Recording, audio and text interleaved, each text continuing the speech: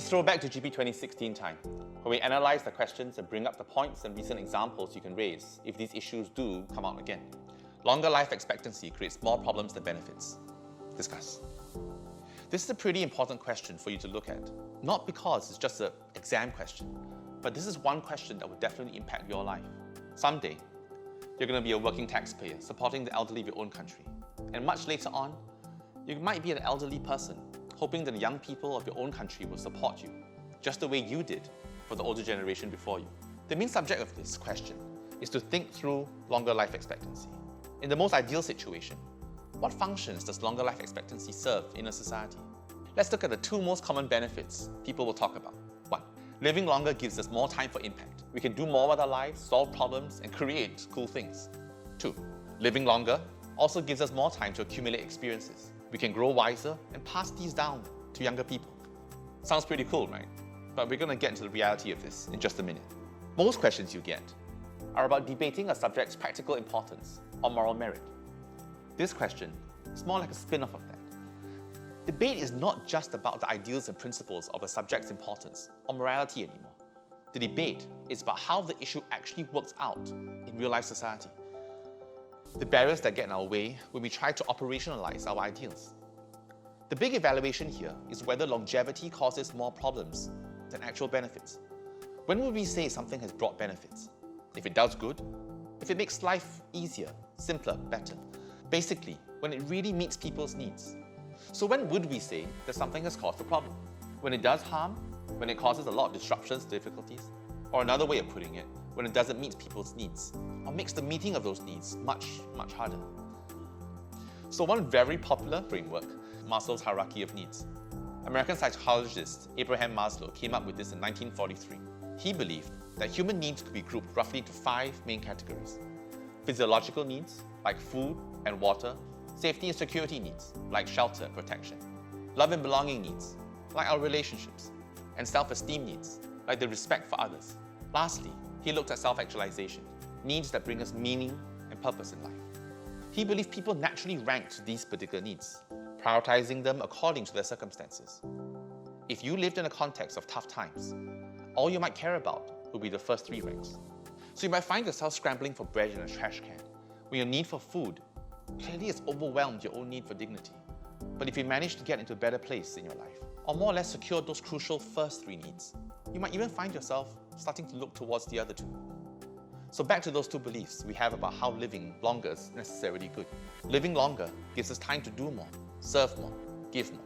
Living longer gives us time to have more experiences and become wiser and happier people. Both these points are about self-actualization and self-esteem needs. These points would make the most sense to those who've currently experienced the context of living in a good place, at a good time. These points are true for elderly people, with nothing much to worry about in their last season in life. It could be that they're wealthy enough to be well-fed. It could be that they just live in a generally safe or secure country. They could benefit from a state that supports a very strong welfare system and a comprehensive healthcare coverage, or happen to be born into a culture with strong communitarian values that believe in providing each other economic and social support. But in that situation, where all basic needs have already been taken care of, living longer really could be beneficial. Longer life expectancy could, however, look a lot more problematic to people living in much more challenging contexts. You could be genuinely poor, or living in a turbulent country with an inadequate healthcare system. You could be living on the wrong side of a developed country with high income inequality and limited social safety nets. Or you could be born in a culture that prizes self-reliance and individualism over community support. This question doesn't force you to evaluate through a particular context, so you have a lot of freedom to pick whatever historical or current country context that best demonstrate your point. You could talk about the developed Asian economies, or South Korea, Japan, Hong Kong, and yes, Singapore. These are all wealthy countries with the same demographic problems of low birth rates against an aging population. Without the hope of more young taxpayers entering the system to support the elderly, caring for a longer living population would be an ongoing struggle for all of us.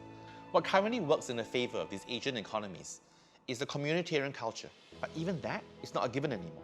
Our family relationships are genuinely going under some sort of strain. And when relationships within a family are severed, so are responsibilities. But even for families who stay united, Smaller nuclear families means that there aren't enough children to split the burden of care for the aging parents. And with costs of city living just going up all across the world, it's no wonder even the middle class is calling out to the state for support. Currently, Western countries like Canada, Germany, Sweden, with strong welfare systems are cited as the least problematic places in the world to grow old.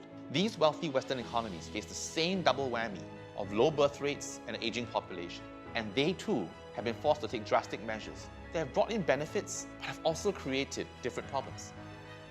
Germany, for instance, chose to solve their problem through an aggressive immigration policy.